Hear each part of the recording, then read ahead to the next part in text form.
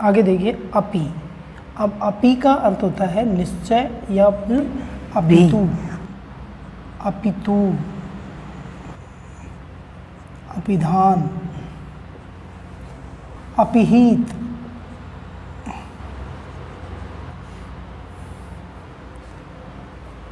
अव का अर्थ होता है अनादर, बुरा या फिर नीचे।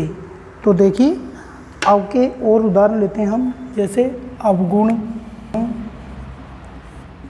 अवबोध, अवनति, अवमानना,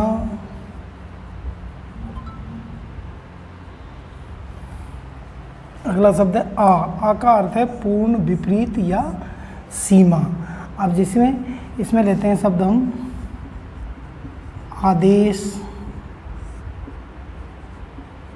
आपाद मस्तक,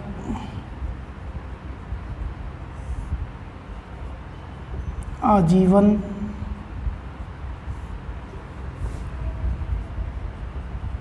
आमरण आदि शब्द। इसके बाद में उद उपसर्ग। अब ये देखिए उद, इसके लिए हिंदी में तद्भव उपसर्ग है उत। उत का अध्ययन हम वहाँ करेंगे तत्सम शब्दों में, और उद का अध्ययन हम करते हैं तत्सम शब्दों में, और वहाँ उत का अर्थ करेंगे तत्सम शब्दों में। तो देखिए आगे उद के उदाहरण लेते हैं। इसका अर्थ है उच्चता, ऊपर या फिर श्रेष्ठ। अब इसके शब्द लेते हैं हम, जैसे उदार, उत्सर्ग, ताह,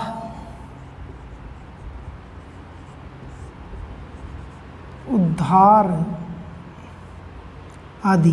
तो देखिए इसमें उद और आर, उदार से बना है। उद सर्ग, उद साह।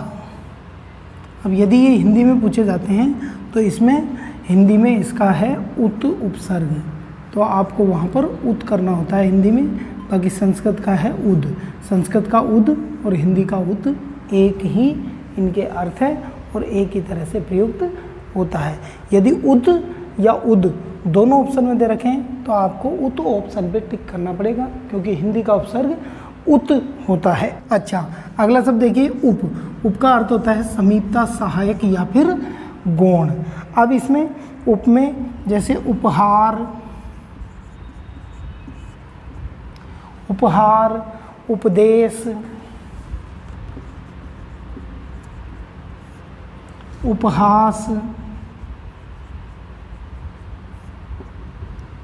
उपेक्षा आदि। तो ऐसे शब्दों को हम करते हैं। और भी बहुत सारे शब्द होते हैं इसमें। आगे देखिए दुर या दुष्। इसका अर्थ होता है बुरा या कठिन। और दुर और दुष् में जैसे शब्द लिया हमने दुराचार, तो इसका विच्छेद करते हैं दुर आ और चार, दुराचार। अब जैसे दुर्गम, ये तो हो गए हमारे दुर के, दुर और गम। अब इसके बाद में दुष् के भी हम उदाहरण लेते हैं। तो इसमें कई तरह के शब्द आ जाते हैं, जैसे यहाँ समझ लेते हैं हम इसको। इसमें दुश्चिंता, दुष्परिणाम, दुस्साहस,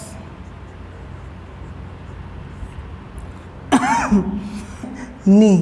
अब नी का अर्थ होता है निषेध या अधिकता। नी का अर्थ होता है निषेध या अधिकता। तो इसमें और शब्द लेते हैं हम, जैसे निषेध में निवारण, निवारण कौन सा प्रत्यय है? नी प्रत्यय है। निवारण के बाद में निषेध,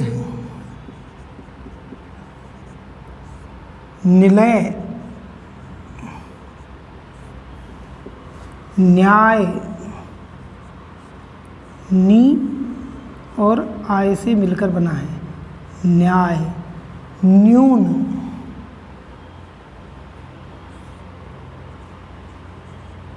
न्यून आदि शब्दों में नि उपसर्ग है। इसके बाद में आता है निर या निस। निस का या निर का अर्थ होता है रहित अथवा बिना, दोनों एक ही है, दोनों के एक साथ ही लेंगे। जैसे है निर्बल, निर्बल, निश्चिंत, निश्चिंत, निष्फल, निस्तारण, यानी कि तीनों प्रकार के शय के लिए अगर शब्द आता है तो उसमें हमें निस उपसर्ग ही बताना है। कौन सा वाला? निस उपसर्ग ही बताना है, इस बात का ध्यान रखना है। निर्बल, इसमें तो निर है ही, लेकिन निश्चिंत में निस कौन सा? सहसलेट वाला। निष्फल में भी सहसलेट वाला और निस्तारण में भी सहसलेट वाला। परि, परि का अर्थ होता है चारों ओर। अब इसमें शब्द लेंगे हम, जैसे परिवर्तन, परिवर्तन, पर्यावरण, विच्छेद होता है आवरण, पर्याप्त, परिधान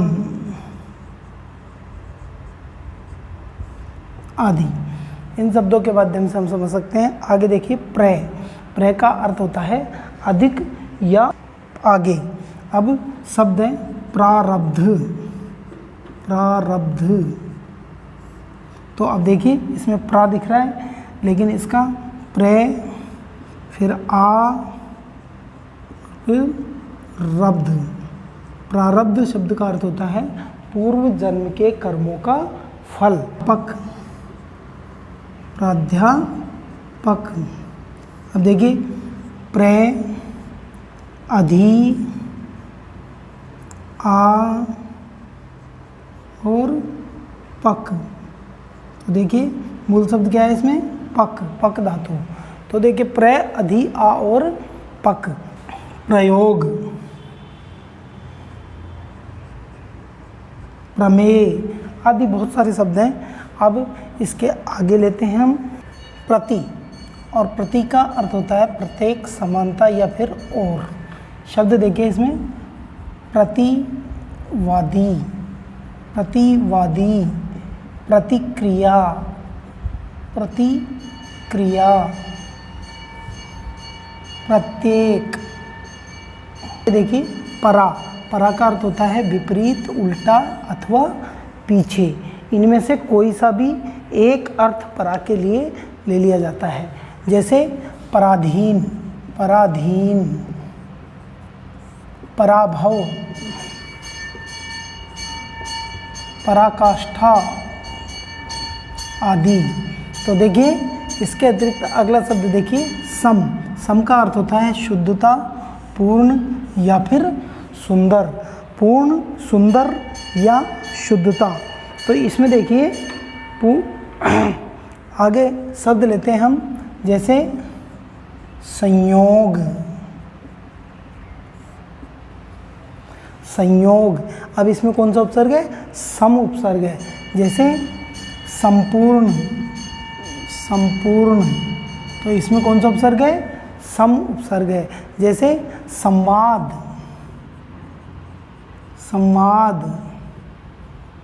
संरक्षण, संस्कृत आदि। इन सभी शब्दों में सम उपसर्ग है। यहाँ पर ये आपको विशेष ध्यान रखना है। अगला शब्द देखिए आपका कौन सा शब्द है? सु। सु का अर्थ होता है अच्छा, शुभ या फिर सहज। तो जैसे स्वल्प,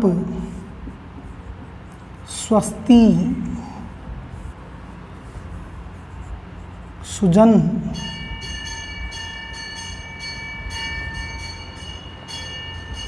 सुगंध। तो इन सभी शब्दों में सु उपसर्ग होता है। आगे देखिए वी।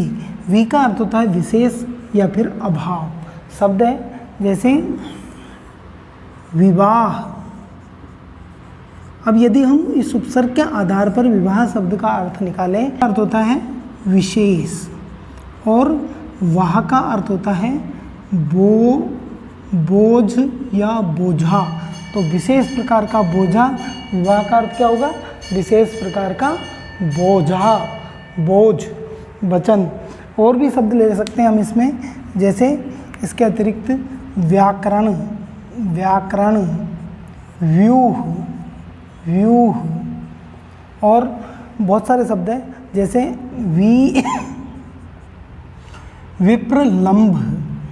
विप्रलंभ, वियोग होता है इसका अर्थ।